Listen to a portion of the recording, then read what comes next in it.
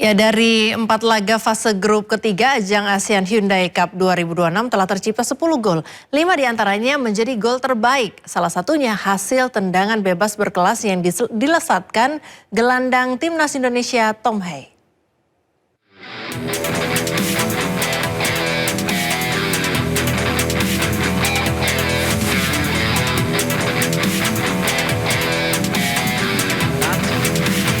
Gol terbaik kelima dicetak Terasak Pompimai di menit 56 untuk memastikan Thailand menang 2-0 atas Malaysia dalam laga lanjutan grup B.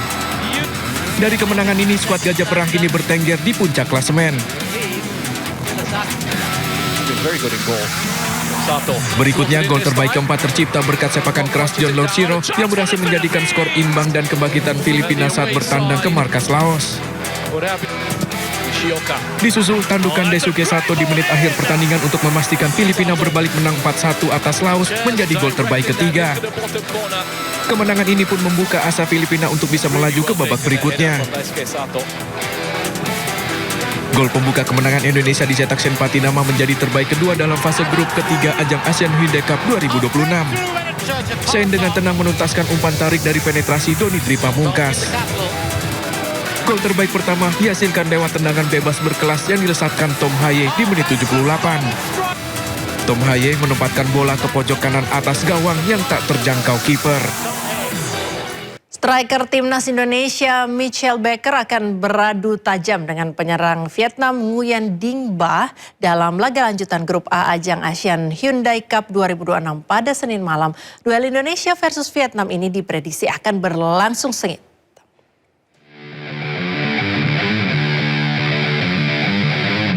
Striker timnas Indonesia Michelle Baker akan kembali menunjukkan ketajamannya dalam laga ketiga fase grup A ajang ASEAN Hyundai Cup 2026 melawan Vietnam Senin malam di Stadion Pakansari. Selain itu, penyerang muda Vietnam Nguyen Dinh Ba juga diprediksi akan dimainkan bakal menjadi ancaman lini pertahanan Indonesia. Dari statistik pertandingan, kedua penyerang ini memiliki catatan apik dalam gelaran ASEAN Hyundai Cup 2026.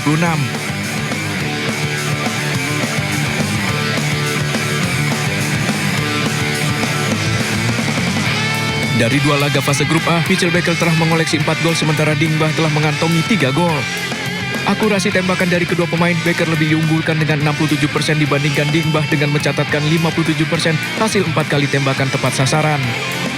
Dari catatan rasio waktu mencetak gol, Baker mampu menghasilkan 1 gol setiap 19 menit, sementara Dinh Ba lebih lambat dengan total 90 menit bermain. Dari akurasi umpan dan duel permainan, Baker tercatat dengan akurasi umpan hingga 90% dengan 4 kali menang duel di lapangan, sementara Dinh Ba memiliki akurasi umpan 93% dan menang duel 3 kali. Laga ketiga fase grup A dari kedua tim ini akan menjadi penentu langkah di ajang ASEAN Hyundai Cup 2026. Kemenangan akan membawa skuad Garuda melaju ke semifinal, sementara Vietnam dipastikan akan tersingkir meski memiliki 1 laga lagi melawan Kamboja.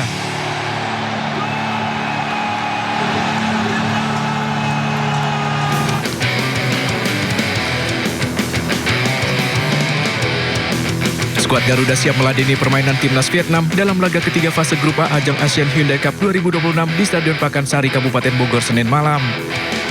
Pelatih John Hetman pun telah menyiapkan strategi dan formasi tim menghadapi taktik permainan The Golden Star Warrior. Dari catatan pertandingan, kedua kesebelasan telah 31 kali bertemu di berbagai ajang. Dari seluruh pertemuan, timnas Indonesia mendominasi dengan 11 kali kemenangan, 11 kali hasil imbang, dan 9 kali kalah dari Vietnam. Sementara dalam 5 pertemuan terakhir, Indonesia berhasil 3 kali menang dan 2 kali menelan kekalahan dari Vietnam. Dari pertemuan terakhir di Piala AFF 2024 lalu, Vietnam berhasil mengalahkan skuad Garuda dengan skor tipis 1-0.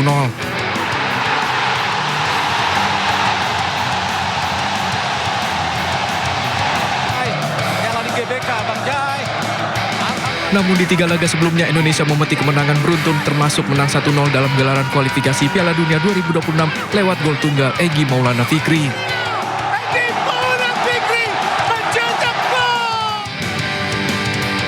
Kini skuad Garuda memiliki modal positif setelah 2 laga sebelumnya berhasil menang telak 5-1 atas Kamboja dan 3-0 atas Timor Leste. Sebaliknya, Vietnam gagal meraih kemenangan pada pertandingan terakhir fase grup. The Golden Star Warrior hanya mampu bermain imbang tanpa gol saat menghadapi Singapura. Duel Indonesia melawan Vietnam diprediksi akan berlangsung sengit. Hasil pertandingan nanti akan berpengaruh pada peluang masing-masing tim untuk bisa lolos ke babak semifinal. Pemirsa, akibat kondisi jalan beda tinggi di Jalan RM Marta Dinata Tanjung Priok, Jakarta Utara, membuat 2 unit angkutan umum bus Transjakarta tersangkut. Akibatnya arus lalu lintas di sekitar lokasi sempat mengalami kemacetan.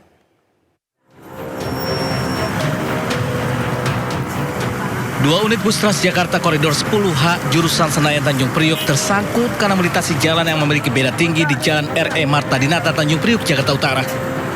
Akibat kejadian ini, arus lalu lintas di sekitar lokasi sempat mengalami kemacetan karena kedua bus tidak bisa melanjutkan perjalanan. Petugas kepolisian dan TNI yang berada di lokasi langsung membantu mengurai kemacetan. Proses evakuasi pun dilakukan dengan bantuan sebuah truk trailer yang kebetulan melintas di lokasi. Setelah dievakuasi, kedua bus kembali beroperasi dan arus lalu lintas di Jalan RM Marta Dinata berangsur kembali normal. Sopir bus Transjakarta mendesak pihak terkait segera memperbaiki kondisi jalan beda tinggi ini agar tidak lagi menjadi titik rawan bagi kendaraan berdimensi besar. Dari Jakarta, Sofyan Firdaus, iNews melaporkan.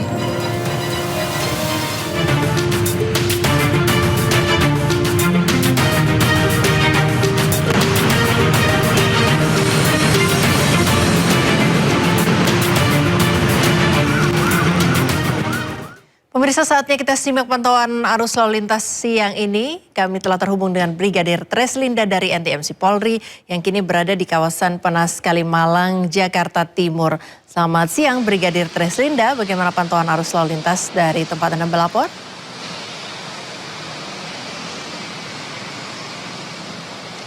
Ya baik, terima kasih Priska Papilaya dan selamat siang pemirsa. Kami mengupdate informasi arus lalu lintas terkini dari kawasan Penas. Memang untuk saat ini arus lalu lintas yang akan mengarah ke Rawamangun melintasi Jalan D. Panjaitan dalam keadaan ramai dan lancar. Perlambatan kecepatan kendaraan terjadi di antrian traffic light untuk kendaraan yang akan berbelok arah mengarah ke arah Kalimalang, Duren Sawit. Dan juga perlu kami sampaikan Priska bahwa hingga saat ini kawasan Penas ini sedang dilaksanakan pekerjaan peninggian trotoar jalan dan juga pembangunan saluran pipa sehingga ini juga menyebabkan adanya penyempitan lajur pada ruas Jalan Majen Sutoyo maupun Jalan D. Panjaitan.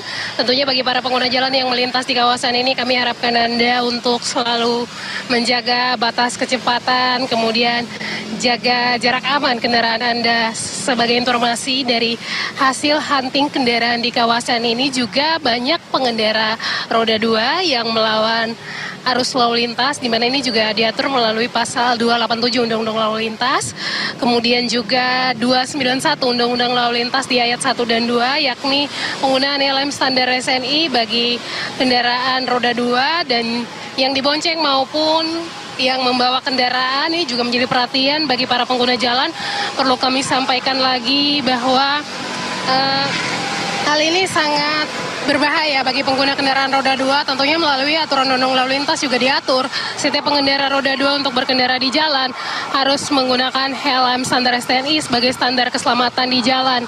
Dan kami juga menyampaikan untuk arus lalu lintas dari arah Tanjung Priok yang akan mengarah ke Cawang sampai saat ini juga dalam keadaan ramai cenderung tersendat pada antrian traffic light. Selepas traffic light, kendaraan dapat melaju dengan kecepatan normal.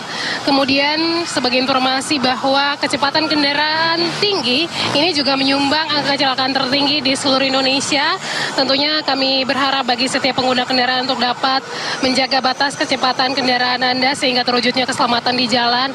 Hal ini sangat penting bahwa setiap nyawa yang berkendara di jalan sangat dijaga oleh negara sebagai sesuatu yang bisa diharapkan dapat penting untuk pembangunan generasi bangsa Indonesia. Untuk itu kami harapkan Anda untuk selalu mematuhi aturan-aturan dalam berlalu lintas sehingga menekan angka kecelakaan lalu lintas yang perharinya menyumbang korban meninggal dunia. Demikian Brigadir Traslinda melaporkan langsung dari kawasan Cawang Penas. Kembali ke Priska di studio, silakan. Ya, terima kasih Brigadir Traslinda atas laporan Anda. Selamat bertugas kembali dan salam presisi.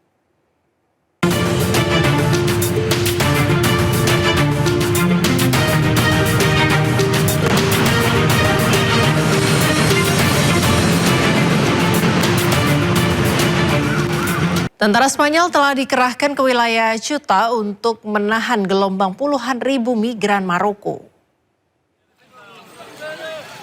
Garda Sipil Spanyol dan Tentara Angkatan Darat dikerahkan untuk menjaga garis pantai Ceuta. Para migran mengantri di perbatasan sementara yang lain dikawal untuk kembali ke Maroko.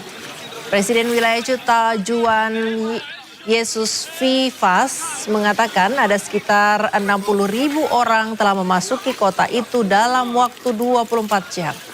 Vivas memerintahkan penambahan polisi dan tentara untuk menjaga perbatasan. Pemerintah Spanyol menyatakan 90 orang tewas saat menyeberangi perbatasan Maroko-Spanyol.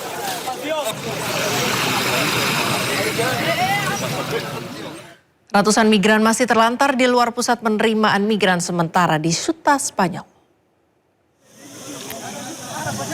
Fasilitas ini kesulitan mengatasi lonjakan kedatangan puluhan ribu migran dari Maroko.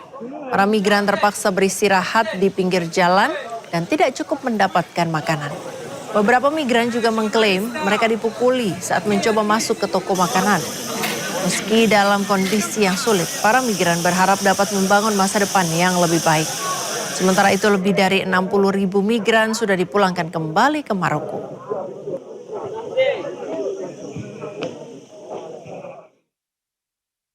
Media Iran menayangkan siaran kapal tanker yang berasap di Selat Hormuz. Diduga kapal ini menentang peringatan IRGC di Hormuz.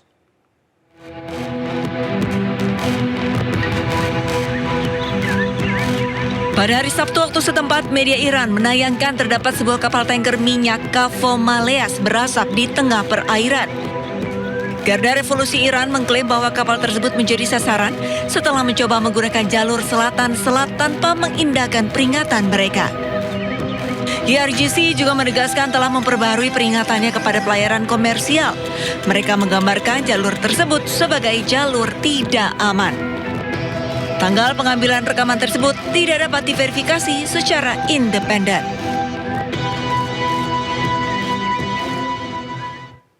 Di tengah memanasnya konflik Amerika Serikat dan Iran, pasukan militer Amerika Serikat terus melakukan patroli di kawasan Timur Tengah. Sejumlah pesawat patroli maritim dikerahkan untuk melakukan pengawasan ketat dan mencegah serangan musuh.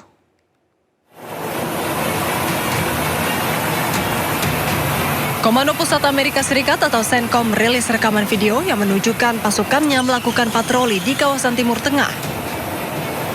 Amerika Serikat telah mengerahkan sejumlah pesawat patroli maritim sebagai bentuk pengawasan ketat dan mencegah serangan musuh.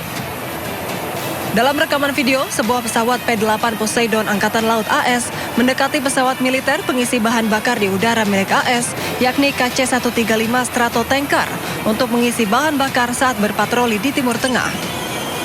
P-8 Poseidon adalah pesawat pengintai khusus yang termasuk di antara banyak aset yang memantau perairan regional selama blokade Amerika Serikat terhadap Iran.